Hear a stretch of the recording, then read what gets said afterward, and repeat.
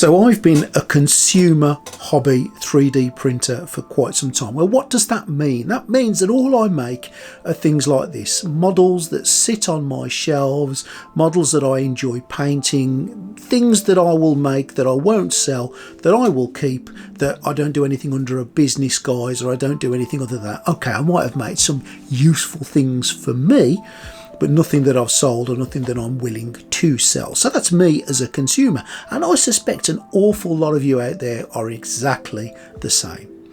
So the investment in something as expensive as a Form 4 from Formlabs would seem probably foreign to the majority of us, but there are people out there who will use the Form 4 to print their 3D printing models, their things for their shelves, their superheroes, their busts, etc. And why not? You are pretty much guaranteed a decent quality print with it. You are guaranteed a fairly easy journey from onset in the PreForm slicer to the actual printer itself. You are guaranteed with the resins that you're using from Formlabs that the whole process will be easy.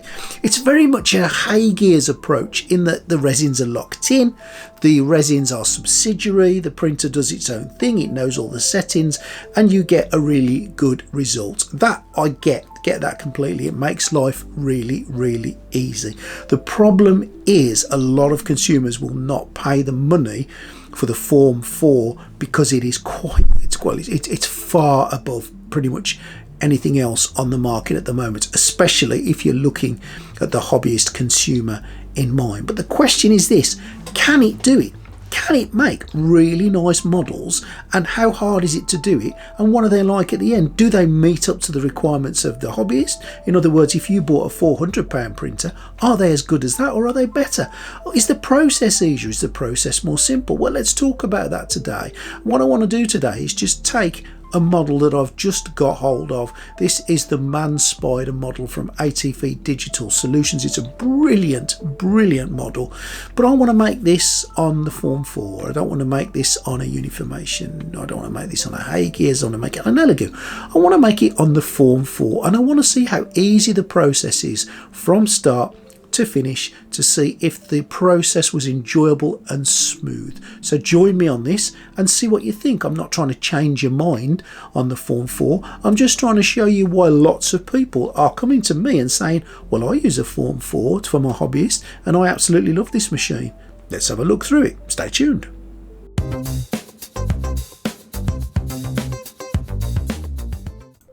So everything begins with a slicer, and the Formlabs is no different. The PreForm is Formlabs' very own slicer software. You can't use Chitubox, you can't use Lightsheet, you really are tied into using PreForm, and it's not a bad slicer. You can pretty much do everything that you would need to do on there. You can rotate things and move things and hollow things and add holes. It's all pretty explanatory, and if you've used one slicer, you've pretty much used PreForm, and I can't really fault it to any extent. We'll come back to a couple of issues I have with it, but I'm not going to fault it to too much of an extent. Now, I am going to add some supports on the model, and it does do auto support.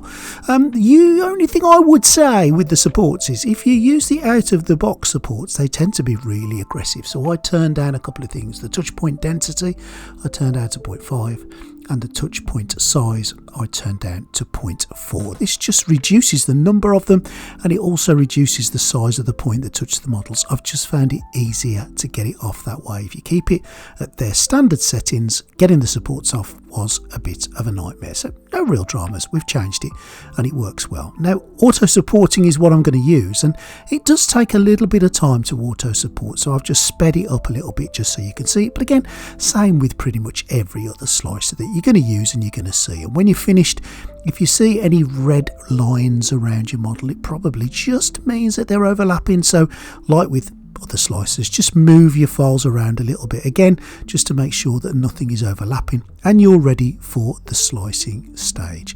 I've used Chitubox, I've used Lightsheet, and I can honestly say I've had no real dramas with this. It's very similar to Blueprint on the Hay Gears machines. They all sort of sing off the same hymn sheet, to be fair. You can see the contact supports there are not very large. There's quite a few of them, and I've also given it a bit of a raft at the bottom just to help stabilise it. Really, it prints better with a raft. Once you've got all your supports in place and you're ready to go, and there's a couple of things there, you can see what it's doing. I'm just hovering over them to show you. We're going to have to send this across to the printer, and that's really easy because the Formlabs Form 4 is a Wi-Fi only printer. Now I've got to say here, unless you connect it to your computer directly with an RJ45 cable, or unless you connect it with a USB directly to your computer, you have to Wi-Fi it across. You can't put anything on a normal USB stick and carry it across. So we're going to Wi-Fi over. Now I'm going to tell you what printer I'm using. Now you could have 3 or 4 of these, you could be very rich, but I'm just going to be using this one, and it already knows what resin is in there because it senses it and it registers it and it just knows. Now, quite right, I have used grey resin. I've got this out of sequence a bit because that was already in the machine, hence it knew. But these bottles are unique shaped bottles. They're really easy. All I'm going to do to speed the process of printing up a little bit, because it's quite slow in its auto feed, is just pour a centimetre or so of resin in. You don't need any more than that. And then I'm going to plug the bottle in, and the machine will automatically know I've plugged it in. It'll tell me what resin's in there and how much is left. Easy. This thing makes it simple. It's kind of like an idiot's guide to 3D printing. It really is. You press a couple of buttons just to tell it to print, and the machine then just takes over. It won't let you print if your build plate's not in. It won't let you print if the lid's up. It won't let you print if the build vat isn't secured in. It's an idiot's guide. It really, really is. The stirring hand that you can see going backwards and forwards there is awesome, and 4 hours later it's printed. It's done, as you can see, and 4 hours is not a bad time for a print. I was quite impressed with that. Some of the other printers I've been using lately are taking a lot longer than that. Now the build plate is innovative. I absolutely love the build plate. Just check this out. Again, this is the beginner's guide, the idiot's guide to 3D printing. No aggro, no messing, no chiseling it off. I'm just going to give the build plate a clean with a little bit of squirted on IPA just to get it nice and clean, and you are then ready for the next print. And I put that build plate in and I told it to start printing the base. When I want to clean my model, the cleaning solution from Formlabs is also very innovative and very expensive, but let's look at the innovation of it. The build platform you can hang directly on, or you can just pop it in the basket. It lifts itself from the IPA and it holds around about 11 litres of the stuff. You can get quite a lot of IPA in there. It might even be a little bit more than that. I might have undershot it a bit, but you press a single button, it goes into the solution, it submerges in the solution, the lid closes and it washes. Simple. Now you can get on with anything else you want to do in your 3D printing world. Here I'm just going to be getting the other bit ready for the base, but this thing is going to be cleaning itself, and I've set it for 10 minutes. 10 minutes later, without me touching it, automatically it stops cleaning, it lifts itself out, a little flap goes over the IPA underneath the basket to keep that from evaporating, and I'm just going to leave it there to evaporate in the air a little bit.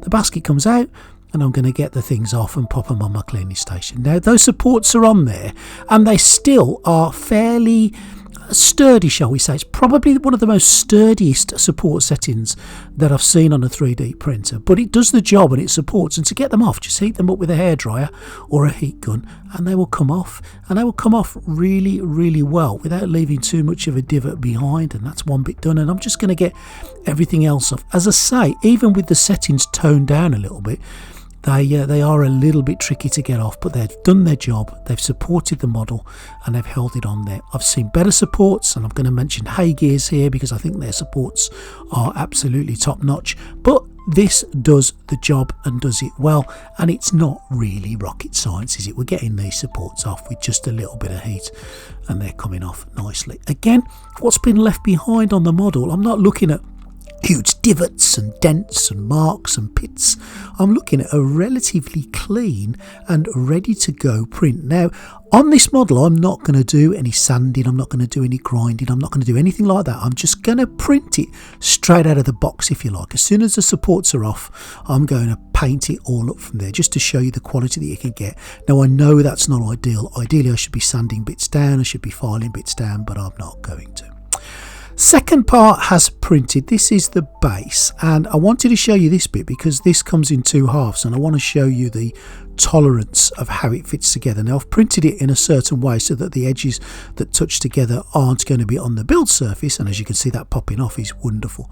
But when you put it together, it joins absolutely 100% perfect. Those tolerances are just, well, the spotty dog, you can see that. That's perfect. That's glued together and it's wonderful.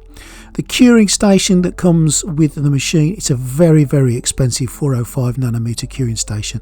I would personally just use anything you've got to cure it. You don't need their curing station.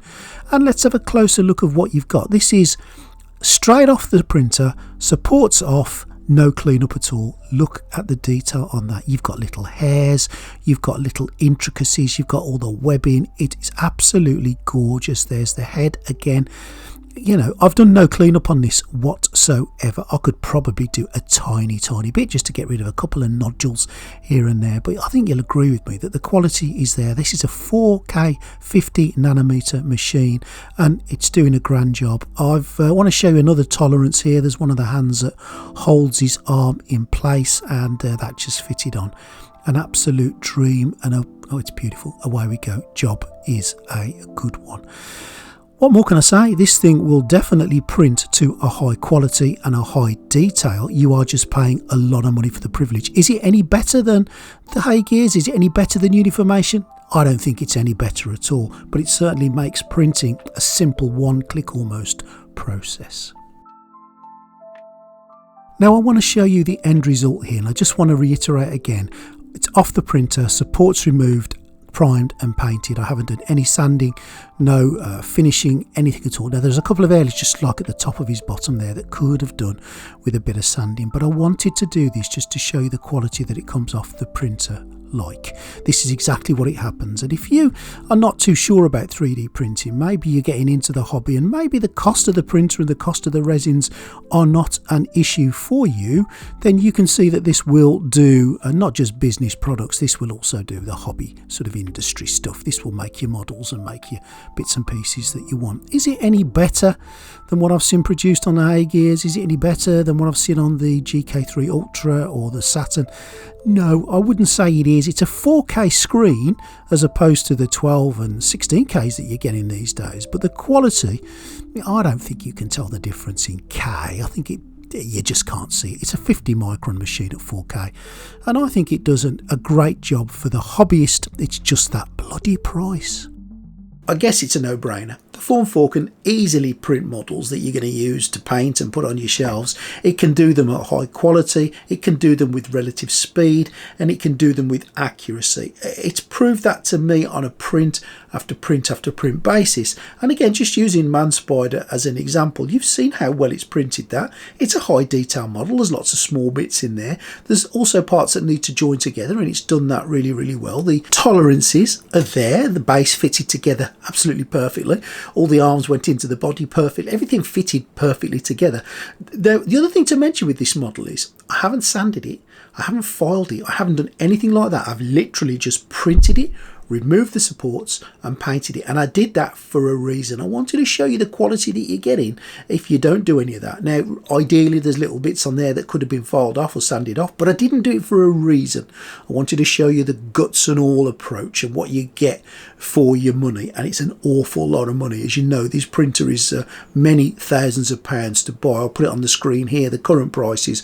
This may change when you look at it, but of course, you know, it's a lot of money. And I've also printed it with their basic grey resin, and you're looking at just under £100 per kilogram for that resin. And when you compare that to things like, shall we just say, Sunlu, that's at the moment, if you buy in bulk you can get it for £10 a kilogram, you can see why the majority of people are not buying this printer and using their resins. But if you have got their printer and you are using them, you're getting some beautiful results, as you've seen. And if you do want to invest in the Formlabs approach and you do want to spend money on their resins and you're happy with this all-in-one encompassing approach, good luck to you. I think it's a fantastic printer. It's certainly, and I'm being honest here, a printer that I keep going back to and using because I just enjoy using it. But would I have bought one? I couldn't afford to. There's no way I could afford to buy one. But will I keep on using it? Absolutely I will. It's a bloody lovely machine and it's printing some fantastic models for me. I hope you found that useful today. I hope you found that an interesting video, and I really would be interested to hear your thoughts on the matter, especially if you're using the Form 4 for your hobby. Let me know that you're doing it, let the other people know that you're doing it, and let's talk about it. Let's see why you're using it, and tell the others why you invested in a Form 4. Please think about subscribing to the channel. Please like and share with your friends and your granny if you want to.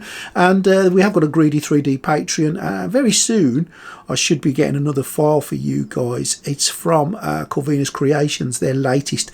They're making a file that they're going to send me, and I will send that to you patrons for free, so keep a lookout for that one. And like I say, more importantly for me, I want to hear what you guys think in the comments, and make sure you leave a comment below and tell me what you think. Hope you've enjoyed that video, and I'll see you at the next one. Stay tuned.